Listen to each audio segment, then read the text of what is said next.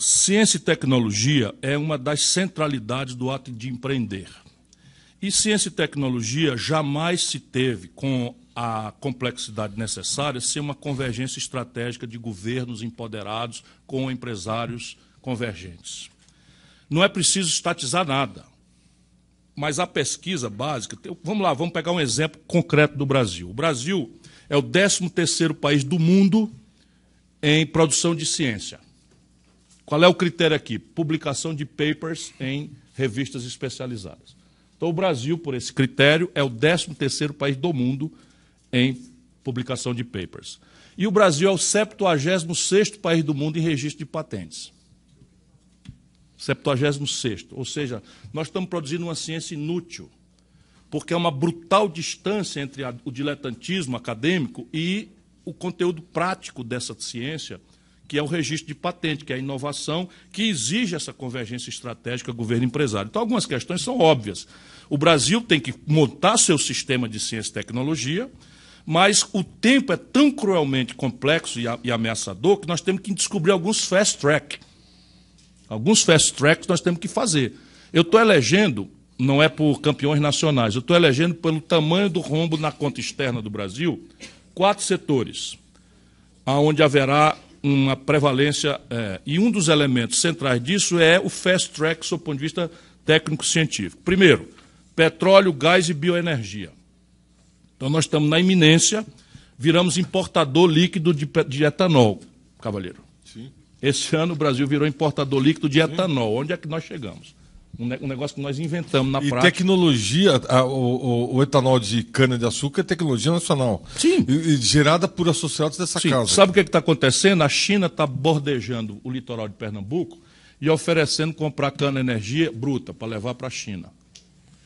E vai levar, se nós não tivermos, porque nós fechamos 20% das usinas brasileiras por estupidez de manipulação de preço, de falta de política, etc, etc, etc. Então, aqui está, petróleo e gás. O Brasil está com 35% de capacidade instalada ociosa em refino. E hoje, 60% do óleo diesel que se consome em São Paulo vem dos Estados Unidos. A América do Norte está exportando esse semi-elaborado para o Brasil, já é 20% das exportações americanas para o Brasil. Onde é que nós vamos parar desse jeito? Então, e aí, custo de oportunidade, Roterdã. Então, eu tiro a ideia de custo da Petrobras, substituo o custo de especulação internacional e meto no mundo produtivo brasileiro uma variável que vai oscilar spot, Roterdã, mais câmbio. Aí tem uma explosão daquela que nós vimos e fica todo mundo achando que foi uma fatalidade. Ora, a gente brinca de fazer bobagem e vai fazendo, e vai fazendo, e vai fazendo, e vai implodir uma série de questões aí. Então, ciência e tecnologia é uma centralidade do modelo de desenvolvimento. Quais são os outros 3 complexos industriais? Complexo industrial da saúde. Esse ano, a União Federal Brasileira importará do estrangeiro 17 bilhões de dólares. 17 bilhões de dólares. 80% dos fármacos, todos os meios de diagnóstico médico, todas as próteses, praticamente, todo aqui é um exagero. O Brasil tem ali, só para demonstrar que nós temos capacidade. 80% disso, patente vencida, que você interagindo, empresário, universidade, governo, você faz engenharia reversa, não tem problema nenhum, a não ser fraude e tal, e você vira uma coisa. Terceiro, complexo industrial do agronegócio. Vou dar um anúncio para os senhores, confiram, porque parece mentira de candidato. A Petrobras estava fazendo uma fábrica de fertilizante em Mato Grosso do Sul. O FN5. Pois veio uma multinacional, comprou para fechar. 40% dos custos de produção da melhor agricultura do planeta Terra são importados do estrangeiro. É isso aí. Como é? Isso. Não, nós estamos criando um passivo externo, mas repare bem, o dinheiro está aí, ouvindo a conversa, nós estamos comprando. Só que, em vez de comprar em real, nós estamos comprando em dólar agora. Eu fui ver, por exemplo, a estrutura da cadeia produtiva do agronegócio. Milho é um negócio de cinema. A Monsanto vende um saco de semente de milho e a unidade que o peso de medida dimensiona é caroço. É a unidade. Então, X caroço de milho custa R$700. Aí o milho é plantado e o Brasil colhe uma saca e vende por R$42. Uma saca de 60 quilos nós vendemos por R$42. E o saco de semente nós pagamos 700. 17 quilos. Nós vamos parar onde? Então, aqui é outro complexo industrial onde a conversa está aí mostrando as evidências. Não precisa ser estatal, é evidente que não precisa ser estatal. Aqui o governo... Como é que o Ceará vira o polo calçadista do Brasil, o maior exportador de calçado? O que a Grandene foi fazer lá? O que a Azaleia foi fazer lá?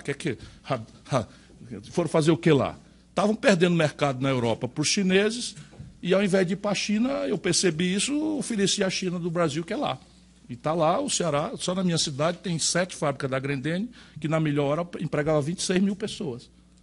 Nem é sede do insumo, nem é sede do mercado do consumidor, foi fazer o que lá? Por decisão do laissez-faire, evidentemente que não foi uma parceria estratégica grande. E, por fim, o complexo industrial da defesa. Aqui, cavalheiros, eu até mandei uma carta para a Boeing ontem, respeitosa, mas veja bem, a Embraer, a conta do governo, desenvolveu uma joia tecnológica que é um avião chamado, um supercargueiro chamado KC-390. Esse avião está na fase final de homologação dos testes. Isso. Ele já tem uma fila de encomendas que sinalizam um mercado de 20 bilhões de dólares. O Brasil fez um acordo absolutamente único, porque encontramos a Suécia, que eu vim a descobrir, é um país do tamanho do Ceará, 10 milhões de habitantes, que, angustiado com o cerco europeu e a Brexit, etc., resolveu procurar um parceiro estratégico no mundo e encontrou o Brasil. Transferiu 100% do pacote tecnológico do Gripen. O primeiro está sendo montado, todo o pacote de engenharia, eles não ficaram nem com um pedacinho para dizer isso aqui eu não vou dar porque vocês precisam continuar dependendo de mim. Fizeram originalmente. Aí vem a Boeing e vai fazer um takeover hostil. Em nome de quê? Em nome de quê? Qual é a razão para aceitar isso? Ciência e tecnologia. Porque aqui tem implicações civis muito importantes. E esses 4 complexos aqui viram o jogo do desequilíbrio externo. Mas vale como exemplo para tudo mais. Por exemplo, aquelas máquinas lá que eu fui ver na AgriShow, eu perguntava de um por um, qual é o conteúdo nacional, quantos % do valor, aí do peso é 80% brasileiro, do peso do trator, mas e do valor econômico, 60%, 70% vem de fora. 80% do valor de um carro brasileiro que circula aí, estrangeiro, vem de fora. Nós estamos virando um país de maquiladora.